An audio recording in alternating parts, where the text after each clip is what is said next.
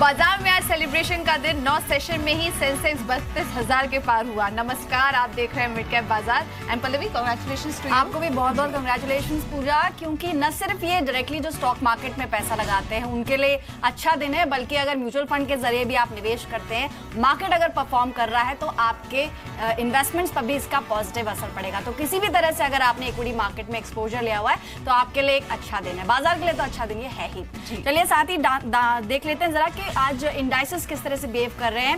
फिलहाल निफ्टी 9871 के लेवल्स पर है और मुज़ादा परसेंट की तेजी है। सेंसेक्स फिलहाल 32,000 को होल्ड कर रहा है और 32,015 के स्तरों पर फिलहाल ट्रेड कर रहा है। वहीं निफ्टी बैंक यहाँ पर भी 150 अंकों का इजाफा देखने को मिल रहा है। और इसके अलावा मिड कैप पर नजर डाल लेते हैं, वहां पर आज अच्छी बाइंग कहां पर देखने को मिल रही है। इनफैक्ट पूजा आज देखा जाए तो तमाम जो सेक्टर्स उसमें बैंक्स काफी परफॉर्म कर रहे हैं और बाजार को, जैसे आपने कहा कि 9 सेशंस के अंदर ही 31,000 से 32,000 का जो सफर रहा, इसमें बैंक्स की काफी बड़ी भूमिका रही है। मिड कैप के कुछ गेनर्स की बात करें तो Bajaj Finserv, L&T finance, Indiabulls housing finance जैसे स्टॉक शामिल है, जहां पर 2 से 2.5% की तेजी, यानी कि यहाँ पर भी अगर ट्रेंड देखें तो जो फाइनेंस से जुड़े हुए कंपनीज हैं, शेयर्स है, वहां पर अच्छी बाइंग देखने को मिल रही है। जी, और स्पेशली हाउसिंग फाइनेंस में आपने फाइनेंस शेयरों की बात की, आज स्पेशली हाउसिंग फाइनेंस जो शेयर हैं उसमें आज अच्छी बाइंग देखने को मिल रही है। Dewan housing, LIC housing finance, group finance, GIC housing finance, ये तमाम जो हाउसिंग फाइनेंस शेयर्स हैं वहाँ पर एक अच्छी खरीदारी देखने को मिल रही है। ऑटो एंसिलरी शेयरों में रफ्तार जारी है। पिछले 3 सेशंस में से हम देख रहे हैं कि अच्छी मजबूती देखने को मिल रही है ऑटो एंसिलरी स्टॉक्स में।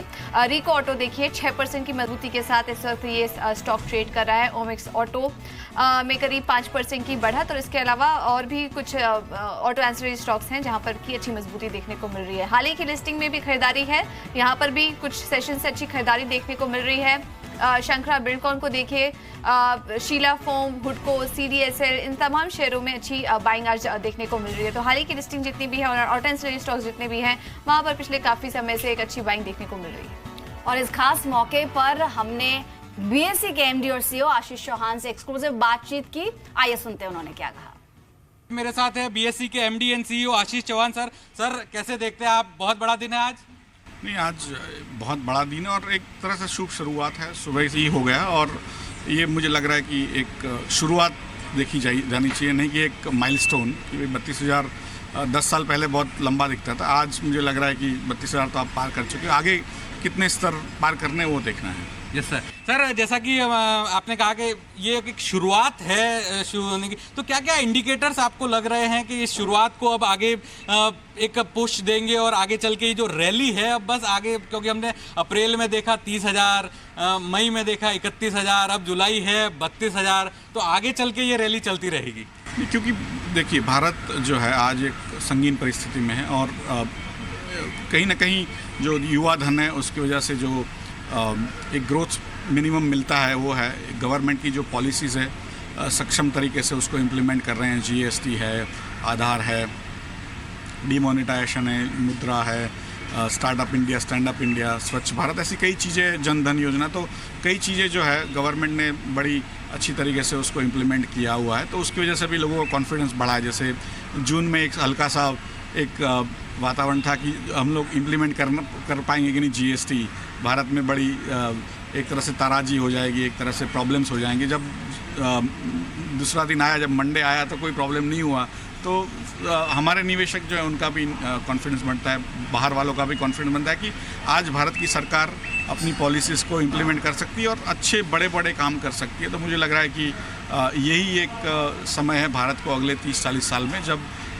एक बड़ी महाशक्ति के रूप में उभर के आए हैं। सर हमेशा ये कहा जाता है कि जो रिटेल निवेशक है उसकी भागीदारी जो बाजार में है इतनी नहीं है जितनी होनी चाहिए, और बहुत एफर्ट्स भी किए जा रहे हैं, आपकी तरफ से भी अवेयरनेस चलाई जा रही है वगैरह वगैरह। तो क्या ये माना जाए कि पिछले कुछ वक्त में जो रिटेल निवेशक बाजार में आ रहा है और अभी भी एक बहुत बड़ा तबका है, बहुत बड़ा मार्केट है, क्योंकि भारत एक विशाल देश है, 130 करोड़ की आबादी वाला, और उसमें अगर जिनकी इक्विटी में हिस्सेदारी अगर हम देखा जाए तो हार्डली 2%, 2.5% ही है, तो स्कोप बहुत ज़्यादा है गोइंग फॉरवर्ड?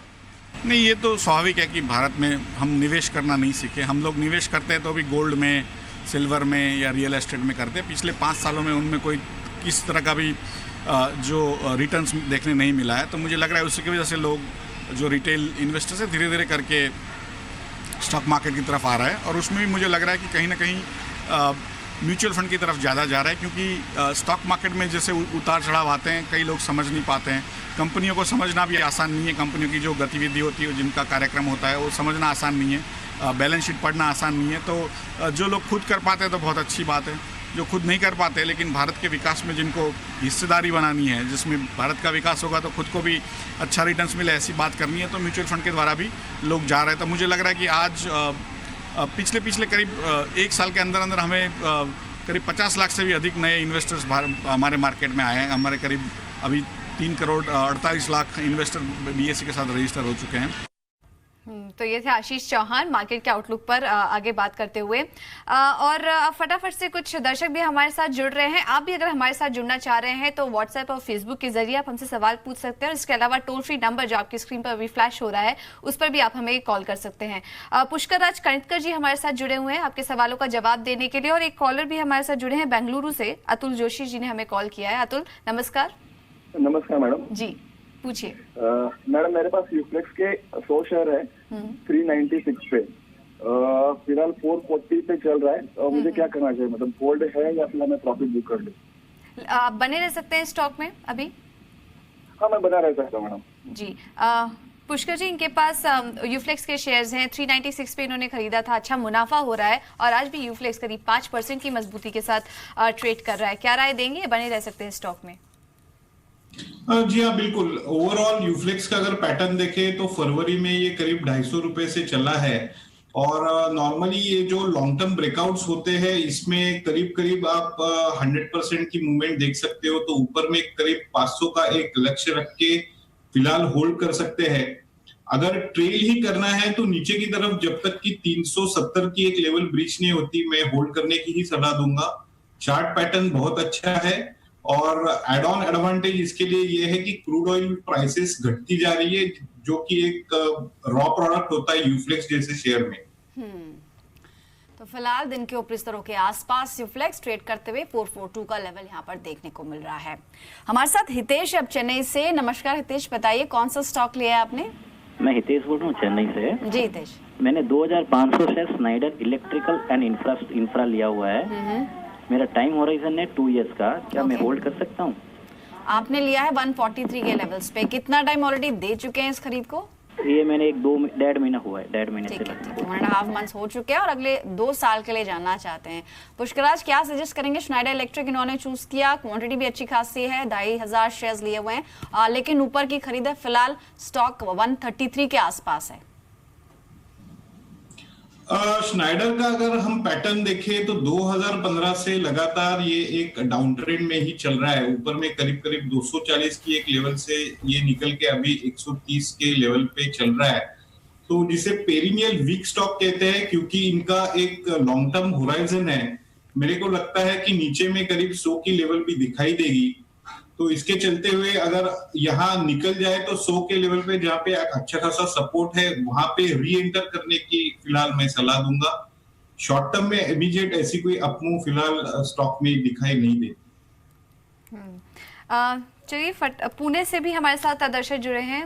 मोहित जी ने हमें कॉल किया है। मोहित नमस्कार, पूछिए। हेलो जी पूछिए, क्या सवाल है आपका? मोहित आपको आवाज आ रही है?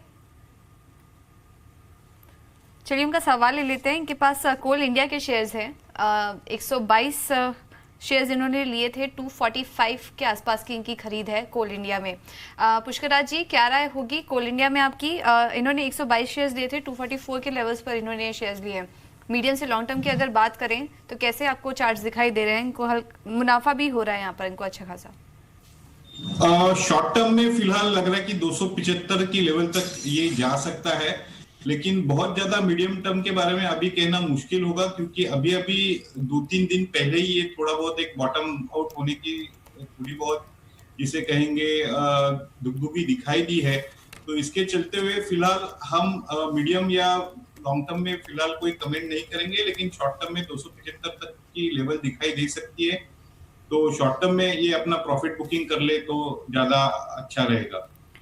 ठीक है, क्योंकि कोल इंडिया इनफैक्ट अंडर परफॉर्मर्स में से रहा है, इंडेक्स ने इतना शानदार प्रदर्शन दिया लेकिन यहाँ पर उतना अच्छा परफॉर्मेंस देखने को नहीं मिला है। फोन लाइन पर हमारे साथ हितेश हैं, दिल्ली से जुड़ रहे हैं। हितेश, गुड आफ्टरनून, बताइए कौन सा स्टॉक लिया है? हाँ जी, मेरे पास स्नोमैन लॉजिस्टिक्स है, 92 रुपीज के हिसाब से 100 शेयर से रखे हैं मैंने। भाव क्या बताया? 92 के आसपास खरीदा है आपने? ये बहुत टाइम से होल्ड किया हुआ है बट अभी तक तो डाउन ही आ रहा है। ठीक है, इनफैक्ट काफी नीचे भी आ चुका है। आपने शायद तेजी के दौरान खरीदा है, कितना समय और दे सकते हैं इसे? मैम वैसे तो 1 साल से होल्ड ऑलरेडी किया हुआ है, तो अगर कुछ उम्मीद है तो कर सकता हूँ और भी होल्ड। ठीक है, ठीक है। इनफैक्ट पुष्कराज, स्नोमैन लॉजिस्टिक्स जब ये चल रहा था उस वक्त इन्होंने इसमें एंट्री ली, इसलिए जो है इनकी जो बाइंग है थोड़ी सी एक्सपेंसिव हो गई। इनफैक्ट इसका जो साल का हाई है वही 93 है और वहीं पर जाके इन्होंने परचेज किया है। अब आगे के लिए क्या आपका सुझाव रहेगा? कब तक इनको रुकना चाहिए और क्या इनके भाव आने में या फिर उससे ऊपर जाने की क्षमता आपको लगती है स्नोमैन लॉजिस्टिक्स में? फिलहाल जो एक चार्ट पैटर्न है उसमें हम दिखाई दे रहा है कि 2017 का जो कैलेंडर ईयर है ये पूरी तरह से साइडवेज बैंड में चला है। ऊपर की तरफ एक 70 का लेवल है और नीचे की तरफ 50 का लेवल है। तो जब तक ये लेवल ऊपर या नीचे टूटती नहीं है तब तक ये साइडवेज रहने की ही आशंका फिलहाल हमें लगती है। और 70 की लेवल फिलहाल इमीडिएट ब्रेक होती हुई दिखाई नहीं दे रही है, तो ट्रेलिंग स्टॉप लॉस के हिसाब से करीब 50 का एक स्टॉप लॉस इसमें जरूर रखे ताकि इन सिनेरियो वीकनेस और बढ़ जाए तो नीचे की तरफ अपने को तकलीफ ना हो।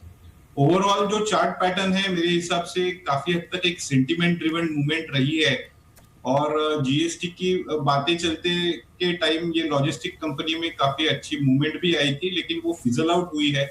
तो लॉन्ग टर्म के हिसाब से फिलहाल ये बाय नहीं बनता है। एक बस शॉर्ट टर्म ट्रेडिंग के हिसाब से सोचे तो 70 के लेवल में आने के बाद एग्जिट करना है लाजमी बनता है। तो ये राय आती हुई स्नोमैन लॉजिस्टिक्स में। पुणे से हमारे साथ अरुण जुड़े हैं। अरुण जी नमस्कार, पूछिए क्या जानना चाह रहे हैं हम? कर्नाटक बैंक है, 175 के रेट से लिया हुआ है। ओके, और कब तक बने रह सकते हैं हम? मैं 2-4 महीने के लिए रह सकता हूँ। ओके, पुष्कराज जी इनके पास कर्नाटका बैंक के शेयर्स हैं, 1400 लिए थे इन्होंने, 174 के भाव पर नुकसान हो रहा है लेकिन बने रह सकते हैं स्टॉक में, क्या राय देंगे आप? एक लेवल काफी इंपॉर्टेंट है ऐसा मैं मानता हूं, तो 150 के ट्रेलिंग स्टॉप से अगर ये होल्ड करे तो अगले कुछ दिनों में एटलीस्ट रेट तो निकल जा सकते हैं। और अगर अपमूव कंटिन्यू रही जो कि फिलहाल लग रहा है कि पॉसिबल हो सकता है, ऊपर में करीब 210-220 तक का एक लक्ष्य इसमें मान के चल सकते हैं। जैसे मैंने आपको शुरुआत में बताया 150 का एक इंपॉर्टेंट लेवल है तो उसका एक ट्रेलिंग स्टॉप लॉस रखना लाजमी बनता है। ठीक है, तो ये भी आपको इसमें होल्ड ऑन करना है। आज तो स्टॉक ऑलमोस्ट फ्लैट है लेकिन अपसाइड यहाँ पर एक्सपर्ट को दिख रही है तो थोड़ा समय और दे सकते हैं। सुब्रत दास हैं रोहतक से। सुब्रत जी नमस्कार, बताइए क्या जानना चाहते हैं आप? मैम मैं ये जानना चाहता हूँ, मैं टाटा मोटर 445 में खरीदा था 100 क्वांटिटी। 445?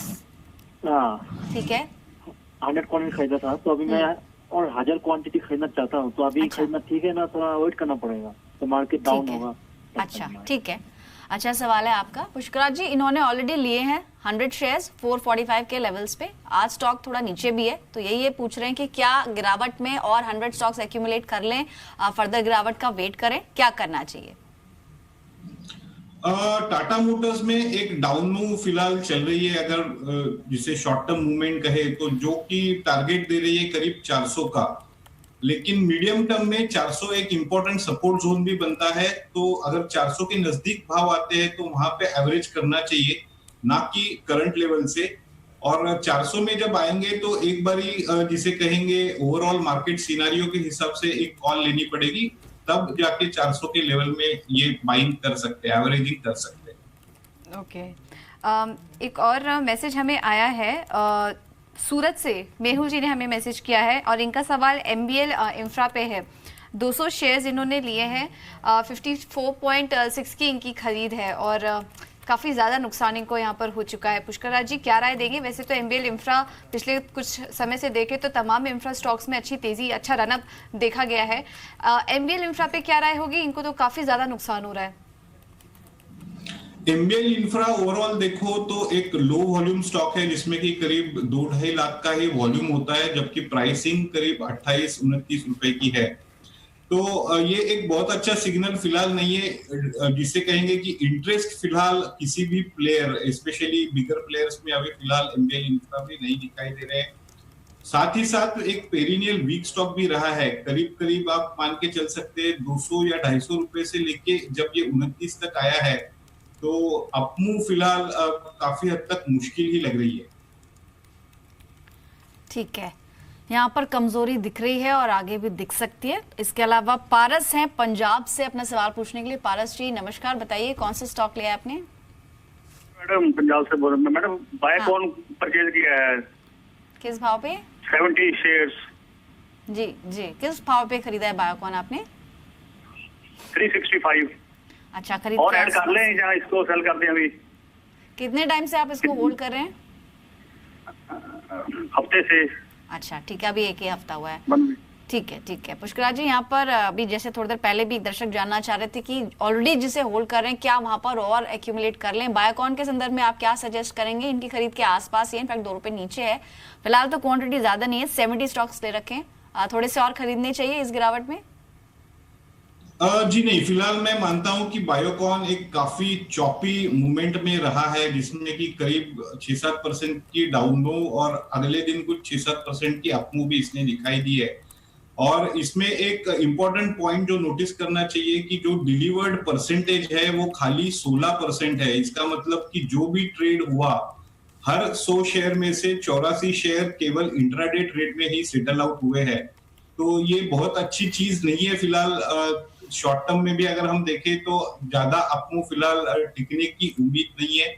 ऊपर की तरफ जो एक रेजिस्टेंस है करीब 375-380 का है, तो इमीडिएट इसको टापने में काफी मुश्किल होगी, ये मैं मानता हूं। तो इसलिए मैं एवरेजिंग करने की सलाह बिल्कुल नहीं दूंगा। तो बायोकॉन में ये राय आती हुई, और आज खबरों में भी है यूएसएफडीए की एक एसोसिएट कमेटी की बैठक भी होनी है, और जिसके चलते हम देख रहे हैं कि कमजोरी है आज इस स्टॉक में। बाजार में अच्छी तेजी है, लेकिन बायोकॉन में देखिए इसी खबर के चलते आज कमजोरी देखने को मिल रही है। लखनऊ से फोन लाइन पर हमारे साथ रमेश जी जुड़े हैं। रमेश जी नमस्कार। रमेश जी, आपको आवाज आ रही है? जी जी जी, पूछिए क्या जानना चाह रहे हैं आप? जी, मेरे पास एक तो कैरियन इंडिया के शेयर हैं, वो वेदांता में मर्ज हुए, कितने एक शेयर पे कितने शेयर दिए हैं? केन इंडिया में आपका सवाल है? जी ओके, तो चलिए इनका सवाल केन इंडिया पे है। केन इंडिया पे एक शेयर में आप पोजीशन लेना चाह रहे हैं इस स्टॉक में केन इंडिया पर? जी जी जी ओके ओके। पुष्कर राज जी, केन इंडिया में निवेश करना चाह रहे हैं, इस लेवल पर क्या सलाह देंगे आप? जी, केन इंडिया जो एक शेयर है वो डीलिस्ट हो चुका है, वो मर्ज हो चुका है वीडीएल में। तो अभी केन इंडिया ऐसा कोई शेयर लिस्टेड नहीं है। इनफैक्ट अगर आप देखो तो जो फिलहाल ट्रेडिंग होती है वो केवल वीडीएल में होती है। तो वेदांता लिमिटेड अगर ये लेना चाहते हो तो ले सकते हैं, लेकिन केन इंडिया ये शेयर डीलिस्ट हो चुका है, that is now merged as VDL, a part of VDL. ठीक है, तो अभी वेदांता फिलहाल दिन के निचले स्तरों पर 258 का लेवल यहाँ पर देखने को मिल रहा है। कुछ और दर्शक है जो हमसे सवाल पूछना चाहते हैं। एक दर्शक इस वक्त जुड़े हैं नवीन सूरत से। नवीन नमस्कार, बताइए क्या जानना चाहते हैं आप? नमस्कार मैडम, मेरे पास ईपीसी इंडस्ट्रीज का 2000 शेयर्स है, 175 रुपीज में लिया हूँ मैं। 175। और मैडम मैं कुछ फार्मा शेयर्स खरीदना चाहता हूँ। फार्मा में क्यों खरीदारी करना चाहते हैं? बहुत गिर गया है ना अभी, उसका कोई वैल्यू भी आता है तो ठीक है, हिसाब से लेना। तो ये लॉन्ग टर्म के लिए होगा क्या? नहीं मैडम, मीडियम टर्म के लिए। अच्छा, मीडियम टर्म के लिए थोड़ा रिस्क लेना चाह रहे हैं, ठीक है। पुष्कराज जी क्या सजेस्ट करेंगे? पहले तो ईपीसी इंडस्ट्रीज देख लेते हैं। यहाँ पर क्वांटिटी है 2175 की इनकी खरीद है। स्टॉक प्लास्टिक स्पेस की कंपनी और सिर्फ बीएससी में लिस्टेड है। यहाँ पर लिक्विडिटी इशू रहता है, काफी इलिक्विड काउंटर है। आज 199 का स्तर दिखा रहा है, इसमें क्या करना चाहिए? और साथ ही क्या मीडियम टर्म के लिए कोई फार्मा काउंटर आप चूज करेंगे? इन्होंने खुद कहा कि गिरावट आई है उसके चलते ये खरीदना चाह रहे हैं, यानी कि कोई शेयर जो इन्हें सस्ता मिल जाए लेकिन मुनाफा देके जाए, क्या करना चाहिए? ईपीसी जैसे आपने बताया कि एक इलिक्विड काउंटर है, लेकिन साथ ही साथ क्योंकि ये पैकेजिंग इंडस्ट्री से बिलोंग करता है, इनको डायरेक्ट बेनिफिट होता है जब क्रूड ऑयल की प्राइसेस घटती है। तो जैसे यूफ्लेक्स में अपना व्यू था, तो काफी हद तक एक पॉजिटिव व्यू फिलहाल ईपीसी इंडस्ट्रीज में आ रहा है।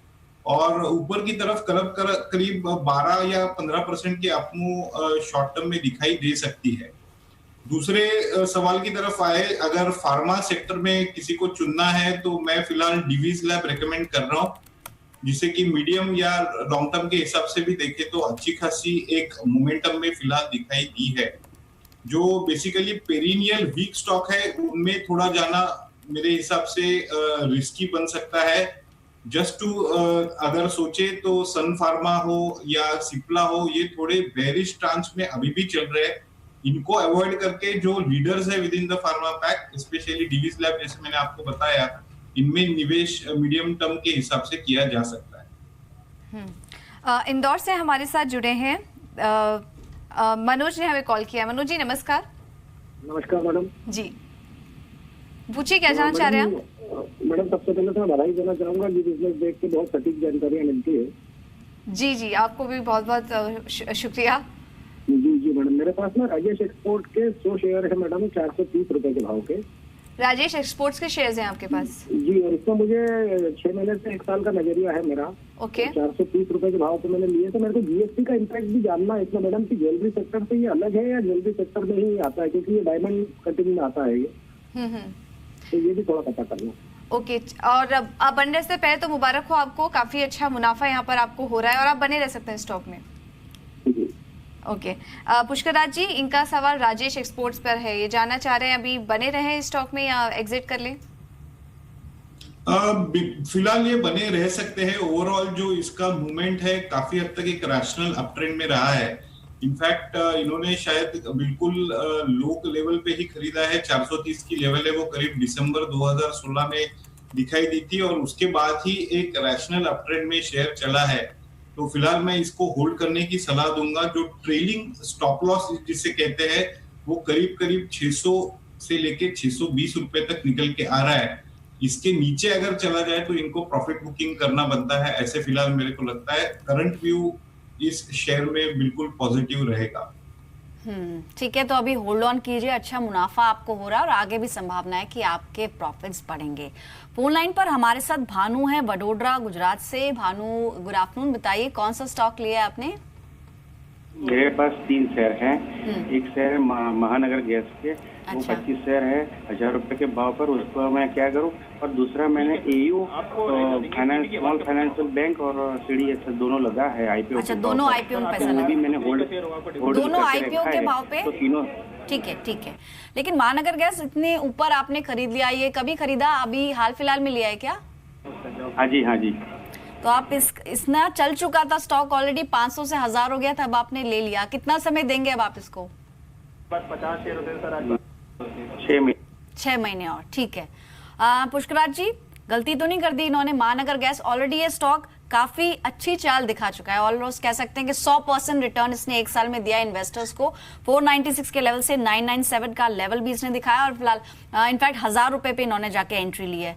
इनके लिए क्या सजेशन रहेगा? और साथ ही जो रिसेंट लिस्टिंग्स हैं जो फिलहाल हमने देखा काफी अच्छा परफॉर्म कर रहे हैं, भले वो CDSL है, यू स्मॉल फाइनेंस है, दोनों स्टॉक्स में पोजीशंस बना रखी हैं, क्या सजेस्ट करेंगे आप? MGL की बात करें तो पिछले करीब 3-4 महीने से एक साइडवेज बैंड में भी चल रहा है। करीब 930 में नीचे की स्तर है और ऊपर की तरफ करीब 1020 है, लेकिन इसका ओवरऑल सेटअप बहुत पॉजिटिव है। इनफैक्ट अगर 1020 1025 की जो रेजिस्टेंस लेवल है वो टॉप देता है तो करीब हम मान के चल सकते हैं कि 200 या 250 रुपए की अपमूव इसमें आ सकती है। तो इसमें बने रहने की मैं सलाह दूंगा। जैसे उन्होंने बोला कि 4 से 6 महीने का अगर परव्यू है तो जरूर ऊपर में 1200 1250 तक की लेवल दिखाई देती है। साथ ही साथ जो नई लिस्टिंग्स है एयू बैंक और CDSL, तो फिलहाल शॉर्ट टर्म ट्रेडिंग के हिसाब से देखा जाए तो प्रॉफिट बुकिंग करना लाजमी बनता है, लेकिन मीडियम या लॉन्ग टर्म के हिसाब से देखा जाए तो अभी भी बुरे नहीं है। थोड़ी अगर करेक्शन आएगी तो इसमें बाय ऑन डिप्स की हम सलाह दे रहे हैं। ओके, तो ये राय आती हुई हमारे साथ सूरत से जुड़े हैं समीर नमस्कार, पूछिए क्या जानना चाह रहे हैं आप? मेरा सवाल 2 है। जी। MRF का शेयर मैंने लिया था। MRF का शेयर आपने लिया था, किस भाव पे लिया था? 2009 में एक शेयर लिया था मैंने 1520 रुपये में। एक ही शेयर काफी था मुनाफा कमाने के लिए। करीब 65,000 का मुनाफा इनको यहाँ हो रहा है इस वक्त शायद। पहले तो आपको बहुत बहुत कंग्रेचुलेशंस जी। और क्या जानना चाह रहे हैं आप? 2009 की खरीद है आपकी? समीर सुन पा रहे हैं आप? दूसरा स्टॉक कौन सा है आपके पास? और मेरा पास है वेस्ट कोस्ट पेपर 300 शेयर है, मैंने 202 में लिए थे। ये कब लिया था आपने? ये अभी मैंने 1 महीने पहले। ओके, तो दोनों ही शेयरों में आप क्या जानना चाह रहे हैं? कब तक के लिए बने रह सकते हैं इन दोनों ही स्टॉक्स में? वेस्ट कोस्ट में मैं 3-4 महीने तक, और MRF लॉन्ग टाइम। ठीक है। पुष्कर राज जी, MRF का शेयर इन्होंने लिया था 2009 की खरीदे, करीब 1920 के भाव पर लिया था, 1520 के भाव पर लिया था, माफ कीजिएगा, और काफी अच्छा मुनाफा इनको हो रहा है यहाँ पर। लॉन्ग टर्म के लिए अभी भी बने रह सकते हैं स्टॉक में। और वेस्ट कोस्ट में इनका 3 से 4 महीने का व्यू है। इन दोनों ही शेयरों पे क्या राय देंगे आप? जी, MRF ऐसा शेयर रहा है जिसने कि आउट परफॉर्म कराया न केवल बाजार को, लेकिन ओवरऑल जिसे कहेंगे कि एक मल्टी बैगर रहा है। तो फिलहाल अगर मल्टी बैगर है और अगर जिसे कहेंगे स्ट्रेंथ है, तो मैं इसमें प्रॉफिट बुकिंग करने की बिल्कुल राय नहीं दूंगा। ये होल्ड कर सकते हैं नीचे की तरफ। करीब 63,000 का एक सपोर्ट निकल के आ रहा है, वो जब तक ब्रीच तब तक कोई दिक्कत फिलहाल शेयर में नहीं दिख रही है। वेस्ट कोस्ट पेपर की बात करें तो फिलहाल ये एक साइडवेज ट्रांच में है, और बहुत ज्यादा मोमेंटम ऊपर या नीचे की तरफ फिलहाल कोई दिखाई नहीं देता है, तो फिलहाल ये एक अवॉइड है, ये मैं मानता हूँ। ठीक है, कोई भी तेजी आती है तो एग्जिट कर लीजिए वेस्ट कोस्ट पेपर में से, लेकिन MRF यहाँ पर शानदार मुनाफा आपने कमाया है और आगे भी कमाने की संभावना है, होल्ड ऑन कर सकते हैं। शुक्रिया पुष्कर जी, समय निकाला आपने और क्वेरीज के सभी आंसर्स दिए।